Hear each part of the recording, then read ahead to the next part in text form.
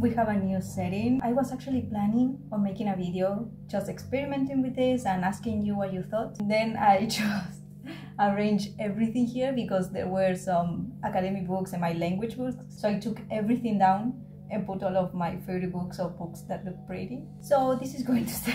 You know, we like to experiment in this channel. Not on everything.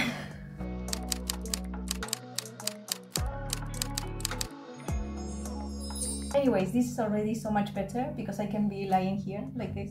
It's more chill, and also my cat is here. Are you trying to scratch me right now? Today we are going to be doing my stats for the first quarter of the year. So I use the Copile spreadsheet. I'm going to leave the link in the description down below for the creator. It literally tracks everything that I have here. I took from there and I adore it. So let's get straight to the point. January, February and March, I read 30 books, which for me is a lot, especially because I have the tracking of last year, and last year I wasn't reading this much. But from those 30 books, I DNF 5.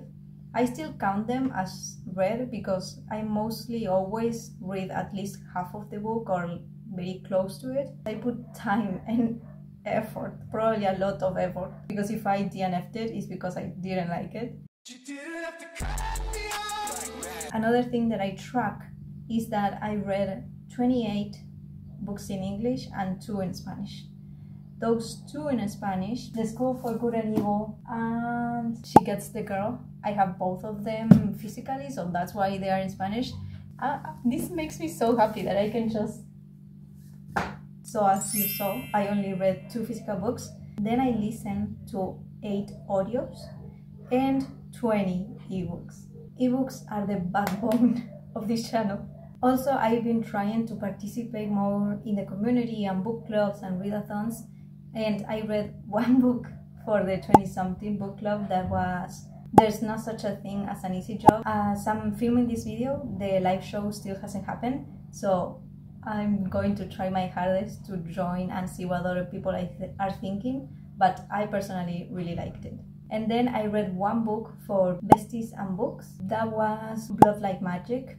This was also an amazing read. I like this one better. Then so far I participated in 2 readathons. I really like monthly long readathons. Anything shorter, I feel too pressure. I read 10 books for Blackathon and 7 books for the tropical readathon. Both of these readathons were so much fun. On the tropical readathon, I was actually hosting some sprints on Twitter, and that was great.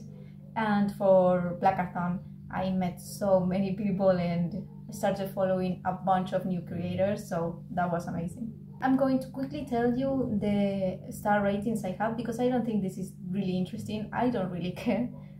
The only thing I care about is the 5 stars and the 1 star. So there's only 1 star. I actually have it physically, but I'm not going to look it up. It's An Interview with the Vampire. Disgusting book I talk about on my January wrap-up. Horrible, just don't read it. Then I have 4 2 stars, 1 2.5 stars because I use half stars, 3 3 stars, 4 3.5 stars, 5 4 stars, 4 4.5 stars, and 5 5 stars. Is The Deep by River Solomon, The Lesbian's Guide to Catholic School by Sonora Reyes, Wash Day Diaries by Jamila Rosso, Here Comes the Sun by Nicole Denisven, and The School for Good and Evil by Soman Chainani. And now we have the actually most important things I like to track and keep in mind always. The first one is the LGBTQ plus representation on my books. This year so far I have read 9 books that don't have any representation, 6 books where the representation is present like side characters, and 15 books where the main protagonist is queer in some way, which is honestly one of the reasons this year has been so amazing. Like, I've been reading so much and connecting to the stories and loving almost everything I'm reading. Okay, now I'm realizing this is not the most comfortable position for my legs. They are asleep. Okay, we are going to suffer in silence. Wait, let me go back here maybe. Okay, I don't know how long I'm going to make videos here because this is not helpful. Another thing I'm paying attention to is the authors I'm reading. So far this year I've read 19 POC authors and 11 non-POC, which is fine, but I would like it to be more like my LGBT rep where the difference is bigger. So those are all the bookish stats. Then I just wanted to mention a couple of things, you know, more for me. When I look back to this video, I want to remember everything that I did the first 3 months of my YouTube being live. So the most important thing is that I have a lot of people supporting me. I have a lot of new friends that watch my videos, also old ones, and I appreciate all of you who watch my videos, who like it, who comment. It makes me really happy to be in this community. I have been having a lot of fun, especially not only on my channel but also on Bookstagram. I've been trying to take cuter pictures and talk to more people, and that has been great. Also, shout out to Meredith. I'm going to tag her on the description down below. She invited me to play some games, some trivia games on her channel, and it was the first time I've been live anywhere, and it was a lot of fun. I was shy because it was my first time. I definitely did not win, but still a great time, and you should all go follow her. Her videos are amazing. She has a challenge where she is reading all of the books she bought this same month but last year. She made a book haul, made a video, and now she's looking back in those videos and reading everything she hasn't read, and I think those videos are so interesting. Then I've been also playing a lot with my editing skills. Sometimes may be good, sometimes may be shit. Lastly, I've been staying awake a lot. Like so far this year, I think every single month I stayed awake 24 hours or 84 hours, at least one time each month.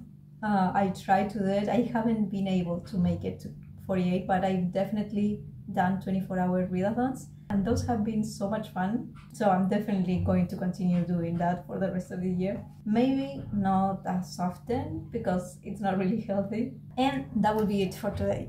So those were all my stats for the first quarter of 2023. Now for the next 3 months, I'm planning on reading more Latinx authors, reading more non-binary authors, and continue reading queer books just because they make me happy. I also want to get back on track with reading double digits each month.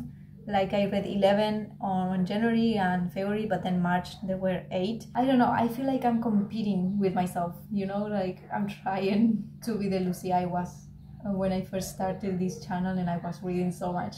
Let me know in the comments down below if you track how much you are reading and what you are reading, and how are you doing with your goals. And if you made it to this point, leave me the rainbow emoji, just because I have been reading a lot of queer books. I hope you enjoyed watching this video, and if you did, give it a big thumbs up and don't forget to subscribe to my channel.